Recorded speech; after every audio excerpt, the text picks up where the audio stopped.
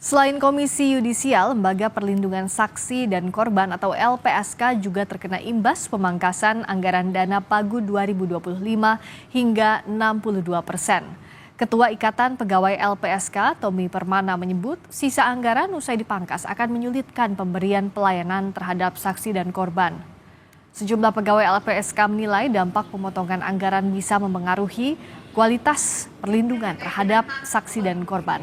Ketua Ikatan Pegawai LPSK, Tommy Permana bilang, usai dipangkas, anggaran LPSK akan menjadi 88 miliar rupiah dan diprediksi hanya cukup untuk pelayanan sampai Mei 2025.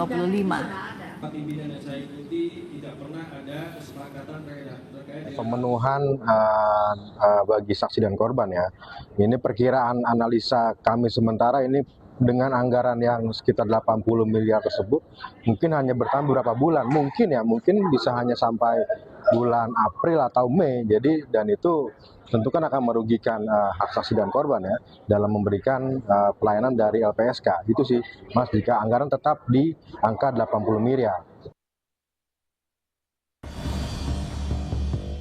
Presiden Prabowo Subianto 22 Januari lalu menekan instruksi Presiden nomor 1 tahun 2025 tentang efisiensi belanja dalam pelaksanaan APBN dan APBD tahun 2025. Dalam keputusan itu, Presiden Prabowo meminta jajaran pemerintah pusat dan daerah untuk menghemat anggaran hingga 306,7 triliun rupiah. Perjalanan dinas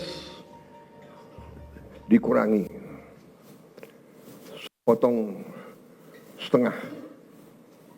Dengan setengah kita bisa menghemat 20 triliun lebih. Kalau kita hitung 20 triliun, berapa puluh ribu sekolah, gedung sekolah bisa kita perbaiki.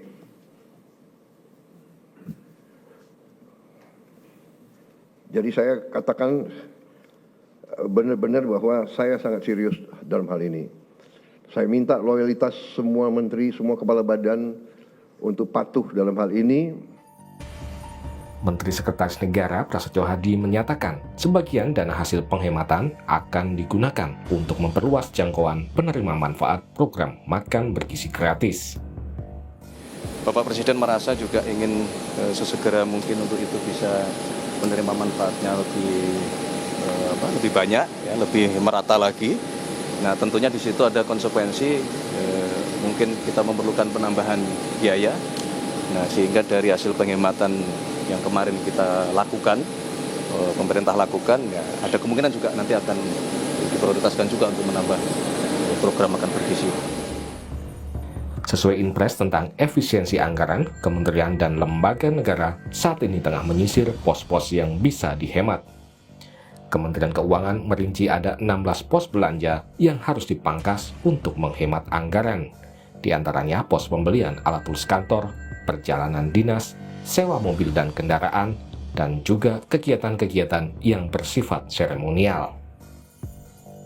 Bang, soal efisiensi anggaran dong Bang, sedikit kalau dari kementeriannya Bang. Jalan terus, sedang nanti saya laporkan ke ini ya. Tapi berimbas nggak Bang? Ya, apa aja kalau Yang saya belum tahu persis, tapi semua yang diperintahkan Pak Presiden Prabowo kita lakukan supaya semuanya berjalan efisien, efektif ya, sesuai dengan perintah Pak Presiden. Ada dampak ini nggak dari operasional segala macam?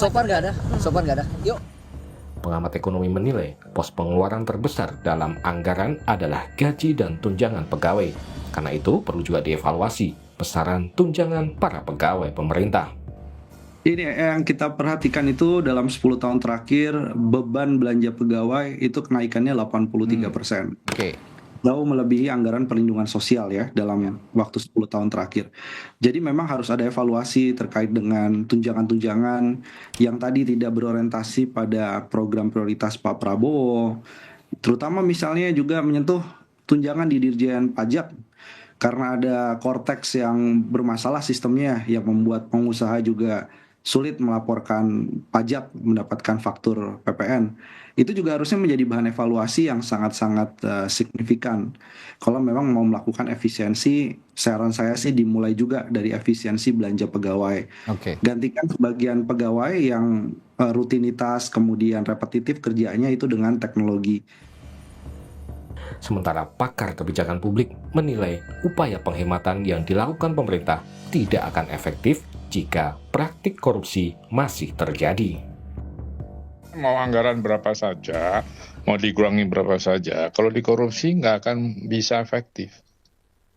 Karena otak kita itu hanya bagaimana kita dapat berapa persen kita dapat. Ya rusak semua. Itu kan yang membuat negara ini semakin terpuruk. Kementerian dan lembaga negara memiliki waktu hingga 14 Februari untuk mengusulkan revisi anggaran yang telah disesuaikan dengan instruksi Presiden terkait efisiensi. Tim Liputan, Kompas TV.